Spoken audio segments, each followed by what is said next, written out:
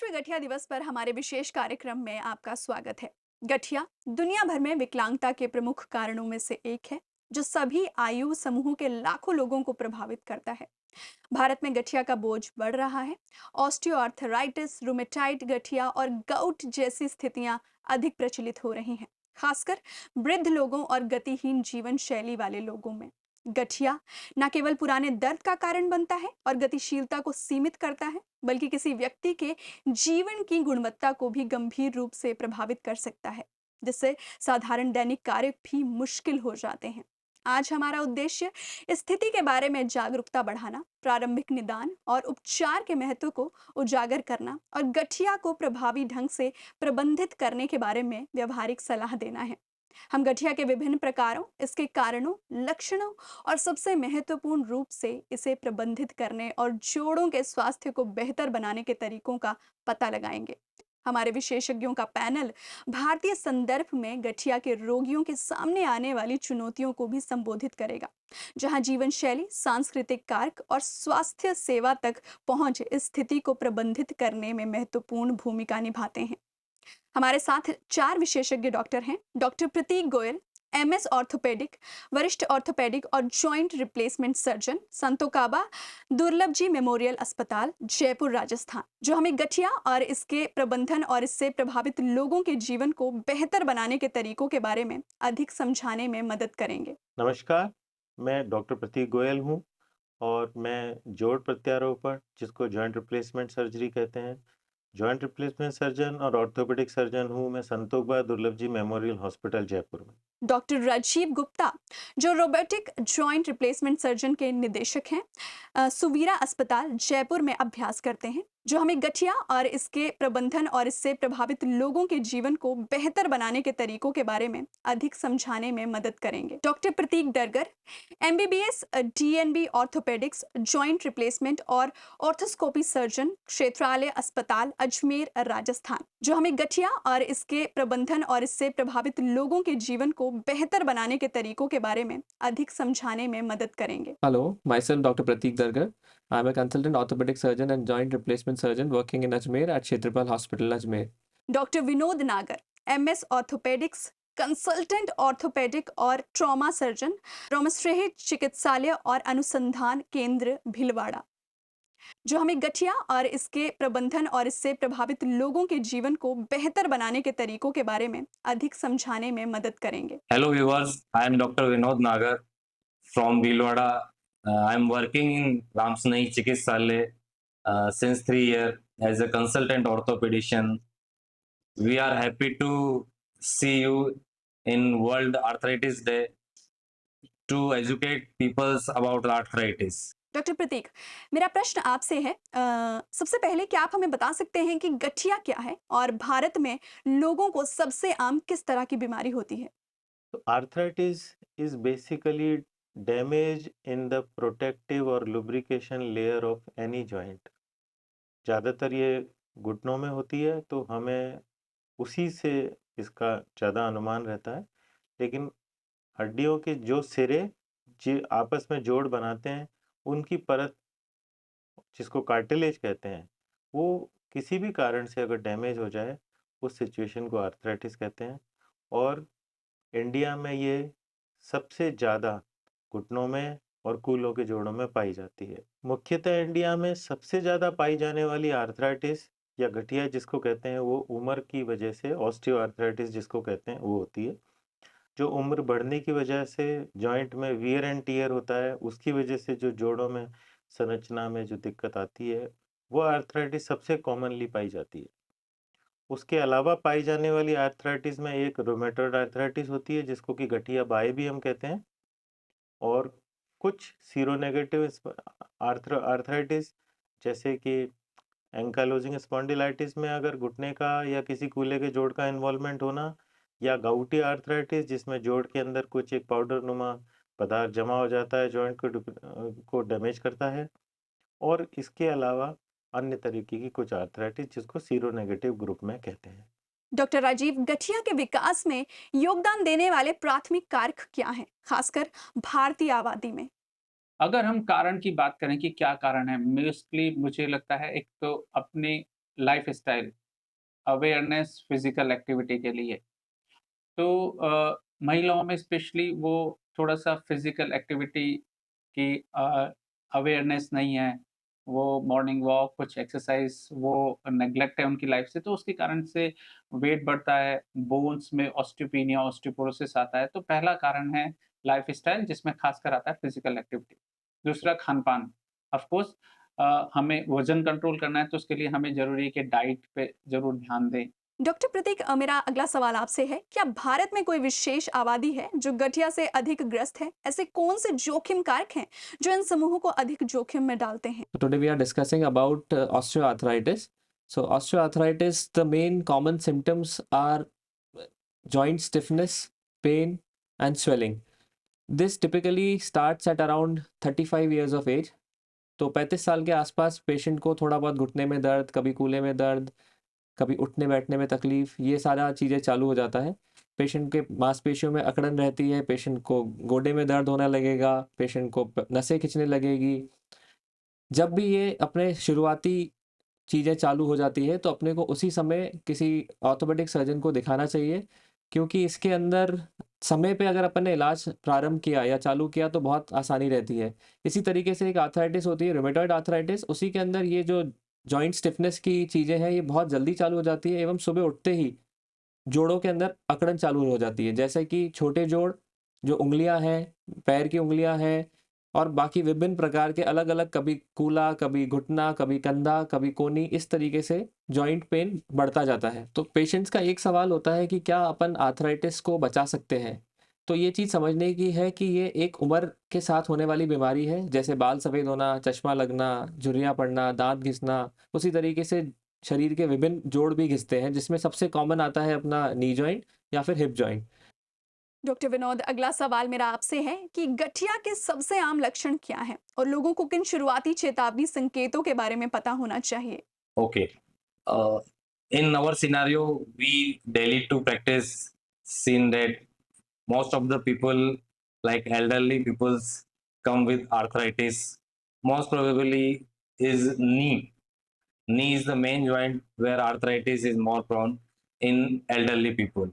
And people who are very risk in arthritis are there, which has sedentary lifestyle, and peoples are which have many problem, other condition like diabetes, hypertension, cardiac problems.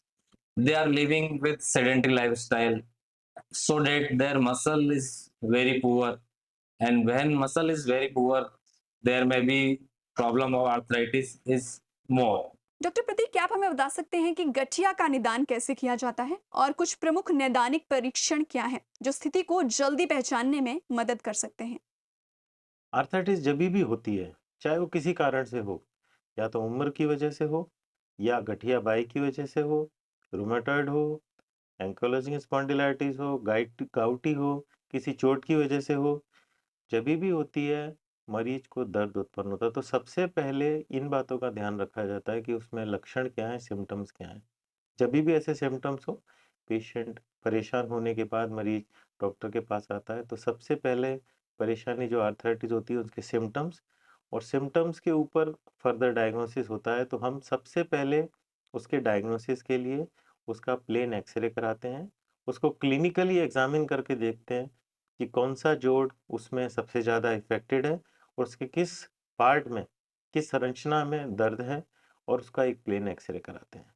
X ray में यह diagnose होने के बाद कि भाई उसके arthritis है और जोड़ की परत खराब है, उसका गैप जो है वो धीरे धीरे कम होने लग जाता है, और उसके बाद कोई ज़रूरत होती है तो दूसरे टेस्ट कराते हैं। जैसे अगर हमको कोई डाउट है तो कि कार्टिलेज की परत डॉक्टर राजीव, लोगों के लिए समय रहते निदान और उपचार करवाना कितना महत्वपूर्ण है? यदि गठिया का उपचार ना किया जाए तो इसके क्या संभावित परिणाम हो सकते हैं? अगर इसके बारे में आप हमारे दर्शकों को कुछ बताएं तो। ये बहुत इम्पोर्टेंट क्वेश्चन है और इसके लिए, क्योंकि हमें अपनी प्रॉब्लम को जल्दी पहचानना और उसको ट्रीटमेंट लेना, मैं सारे पेशेंट्स को यही कहता हूँ कि जब भी अपने पेन को नज़रअंदाज ना करें, क्योंकि शरीर में दर्द है तो इसका मतलब ये कारण है कि उसके अंदर कुछ ना कुछ प्रॉब्लम है। होता क्या है, बहुत हमारे यहाँ पर सबके दर्द की दवाई अवेलेबल होती है। घर घर में अवेलेबल है या फिर पास में केमिस्ट शॉप में जाके ले लेते हैं। तो उस दर्द की दवाई लेने से हम उस प्रॉब्लम को सप्रेस कर देते हैं और एग्ज़ैक्टली हमारी प्रॉब्लम का पता नहीं लगता।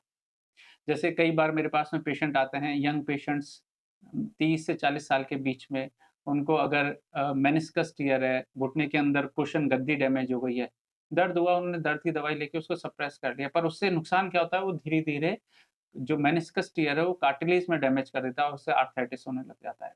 इसी तरीके से अगर आपको नी में पेन है तो शुरुआती स्टेज पे तो हम क्या है ना, एक्सरसाइज से, कुछ डूज़ एंड डोंट्स से, प्रिवेंशन से, उससे इन प्रॉब्लम को बहुत हद तक स्लो कर सकते हैं और उसको रोक भी सकते हैं। तो इसीलिए समय पर इलाज करना बहुत ज़रूरी है। समय पर आप अपने डॉक्टर को कंसल्ट करें।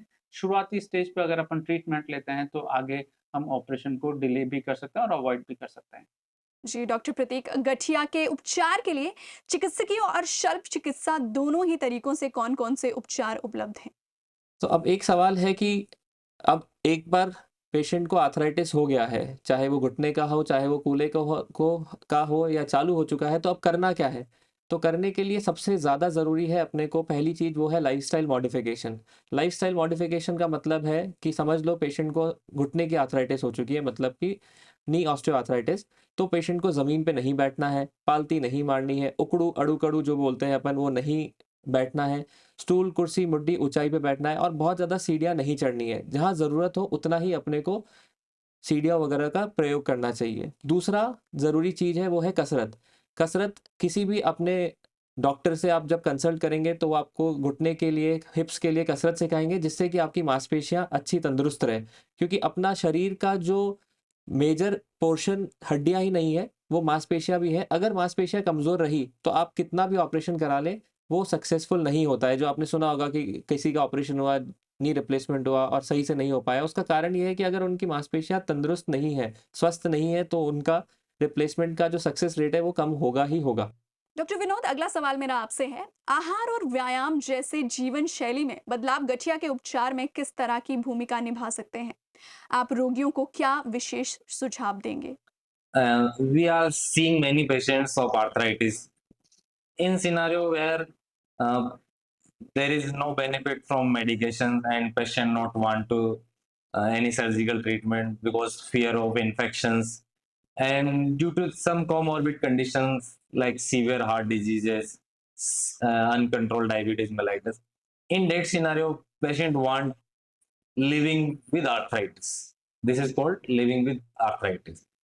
So we are advising those patients about living with arthritis that we want some emotional support from brain side that we have arthritis but we want to get rid of pain so that we give some medications which harm very low but give some relief in pain.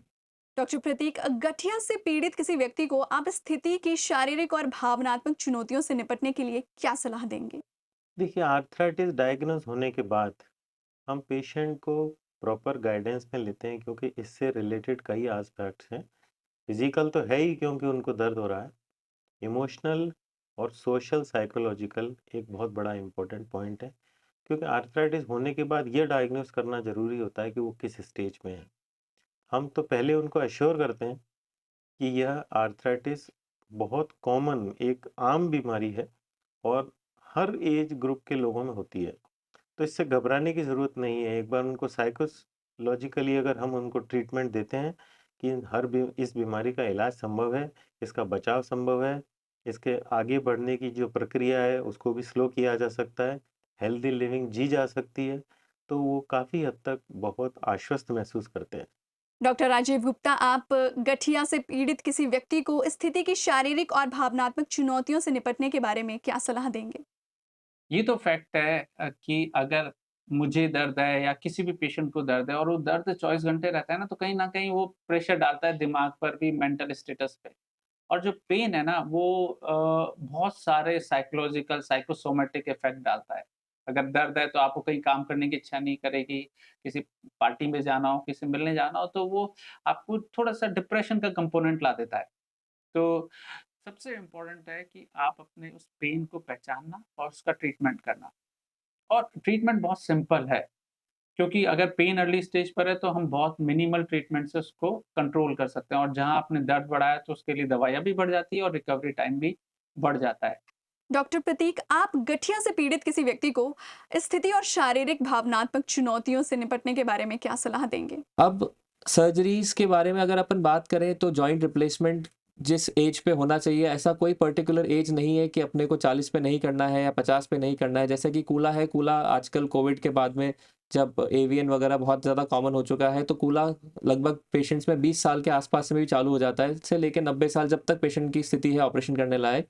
घुटने का हर जना चाहता है कि जितना late से late हो सके, तो भी अगर पेशेंट चल नहीं पा रहा, फिर नहीं पा रहा, एकदम बिस्तर होम बाउंड हो चुका है, तो अपने को उसका ऑपरेशन थोड़ा जल्दी कराना चाहिए। अब नी रिप्लेसमेंट में भी अलग-अलग तरीके का रिप्लेसमेंट होता है। एक आजकल काफ़ी प्रचलित है जिसके अंदर जो सिर्फ़ घुटने का एक पर्टिकुलर हिस्सा, जैसे यूनिकॉन्डाइलर नी रिप्लेसमेंट बोलते हैं, वो भी किया जाता है, या फिर अपना पूर्ण घुटना रिप्लेसमेंट जिसे टोटल नी रिप्लेसमेंट बोला जाता है, वो करा सकते हैं। सेम चीज़ हिप के साथ में है, अगर अपना कूल्हा खराब हो चुका है तो कूल्हे का प्रत्यारोपण बहुत कॉमन है और बहुत ही लाभदायक होता है, क्योंकि इससे ज़िंदगी पेशेंट की पूरी तरीके से बदल जाती है। पेशेंट आराम से चलने-फिरने लगता है और वो दर्द से मुक्त हो जाता है। तो किसी भी इंसान को एक एज के बाद ये है कि वो अपना काम खुद कर सके घर का, उतना ही चाहिए और वही चीज़ अपने को रिप्लेसमेंट करा के देती है। डॉक्टर विनोद, गठिया के प्रबंधन के लिए चिकित्सकीय और शल्य चिकित्सा दोनों तरह से उपलब्ध विभिन्न उपचार विकल्प क्या हैं? इसके बारे में आप अगर हमारे दर्शकों को कुछ बताएं तो। Okay, now good question. Because our main aim to treat arthritis, but in many scenario, patient wants mostly medical treatment because most of the patients are afraid of surgical treatment. So first of all, we discuss about the medical management. Medical management is depend on conditions of arthritis, like grade 1 and grade 2 arthritis, where damage of joint is low. In these scenarios, we are giving some anti-inflammatory and some joint protective medications. By these medications, we treat arthritis. And in advanced arthritis cases like grade 3 and grade 4, depend on condition. Patients, if patient's age is very low, we are preserving joints like unicompartmental arthritis. We are giving hemi TKR, hemi partial replacement. In advanced arthritis and elderly people, we are suggesting total knee replacement and total hip replacement. Means surgical option is replacement. हमारे डॉक्टरों के panel को उनकी अंतर्दृष्टि के लिए धन्यवाद। जैसे कि हम समाप्त कर रहे हैं, मैं आप सभी से हमारे दर्शकों के लिए गठिया को बेहतर तरीके से प्रबंधित करने और अपने जोड़ों की सुरक्षा करने के तरीके पर एक महत्वपूर्ण जानकारी साझा करने के लिए कहूँगी। सबसे पहले डॉक्टर प्रतीक गोयल, आपसे जानना चाहेंगे। अगर ये आर्थराइटिस उम्र की वजह से होती है तो घुटनों में कुछ टेढ़ापन आ जाता है। मरीज आमतौर पे कहता है कि साहब 2 साल पहले तो मैं ठीक था, लेकिन धीरे-धीरे अब मैं अपने रोज़मर्रा के काम नहीं कर पा रहा हूँ। मेरे को कोई भी काम कहीं उठकर जाना होता है तो मैं ये सोचता हूँ कि किसी को आवाज़ लगा दूँ और वो मेरे लिए ये काम कर दे। तो ऐसे केसेस में आमतौर पे यह ऑस्टियोआर्थराइटिस होती है। लेकिन एक दूसरी आर्थराइटिस जिसको रूमेटॉइड आर्थराइटिस कहते हैं, थोड़ी कम उम्र में शुरू हो सकती है और इसके साथ दूसरे सिम्पटम्स भी होते हैं, जैसे कई जोड़ों का एक साथ जो है इन्वॉल्व होना। हाथों के सिरों में उसके दर्द होगा, सुबह उठने में शरीर में अकड़न होगी, सर्दियों में, बरसातों में, इस मौसम में उनके एकदम से जोड़ों का जाम हो जाना, कई बार बुखार भी आ जाना। तो इस आर्थराइटिस को आपस में डिफरेंशिएट करने के लिए हमको कुछ ब्लड टेस्ट भी कराने पड़ते हैं। उसमें क्लियर होने के बाद कि ये रूमेटॉइड आर्थराइटिस है क्या, क्योंकि कुछ अर्ली स्टेजेस में दोनों ही आर्थराइटिस में कुछ उपाय किए जाएँ या दवाइयों से भी बहुत इलाज संभव है। आइए अब डॉक्टर राजीव गुप्ता की बात सुनते हैं। समय पर आप अपने डॉक्टर से कंसल्ट करें, जो प्रॉब्लम छोटा है उसको छोटा रहने दें और उसके साथ में ये है कि आपका जो पेन है इनिशियल स्टेज पे है, थोड़ा-सा माइल्ड सूजन कम करने वाली पेन की दवाई लेकर उसको सबसाइड करें। फिर under supervision of your doctor और फिज़ियोथेरेपिस्ट आपके अगर आपको जॉइंट में दर्द है, नी पेन है, तो उसकी फिज़ियोथेरेपी लें। और फिज़ियोथेरेपी और आजकल तो कुछ बहुत सारे सप्लीमेंट्स अवेलेबल हैं, जिससे कि हम इस प्रॉब्लम को स्लो कर सकते हैं। डॉक्टर प्रतीक, इसके बारे में आपका क्या कहना है? तो एक फाइनल पीस ऑफ एडवाइस ये है कि अच्छा खाएं, स्वस्थ रहें, एक्सरसाइजेस अच्छी तरीके से करें। जितना ज़्यादा एक्सरसाइजेस करेंगे उतना ही आप अपने आप ही बॉडी में ऊर्जा प्राप्त करेंगे। एवं अगर लक्षण ज़्यादा बढ़ रहे हो तो समय पे डॉक्टर को दिखाएं और डॉक्टर के अनुसार अपनी दवाई एवं जो भी वह इलाज समझाता है वो चालू करें। धन्यवाद। जी, और अंत में आइए डॉक्टर विनोद कुमार जी की बात सुनते हैं। Thank you, viewers, to listen our talk, and all panelists, doctor, give you wonderful advice about arthritis. My take-home message is that we should not ignore any injury around joint, because in future joint get damaged by some injury and lead to arthritis. So we should consult our doctors about any problems, some mild problem, because some mild problem become big and goes into arthritis. And in elderly people, we give some advice about arthritis management, like medications and treatment, so that we should follow our doctors time to time. Thank you. गठिया के प्रबंधन पर अपनी बहुमूल्य अंतर्दृष्टि और व्यावहारिक सलाह साझा करने के लिए हमारे सम्मानित डॉक्टरों के पैनल को धन्यवाद। यह स्पष्ट है कि गठिया एक चुनौतीपूर्ण स्थिति हो सकती है, लेकिन सही दृष्टिकोण और शुरुआती हस्तक्षेप के साथ एक पूर्ण और सक्रिय जीवन जीना संभव है। इस विश्व गठिया दिवस पर आइए याद रखें कि जागरूकता और सक्रिय देखभाल संयुक्त स्वास्थ्य के प्रबंधन के लिए महत्वपूर्ण है। चाहे वो व्यायाम, आहार या समय पर चिकित्सा सलाह लेने के माध्यम से हो, छोटे कदम एक बड़ा अंतर ला सकते हैं। नमस्कार।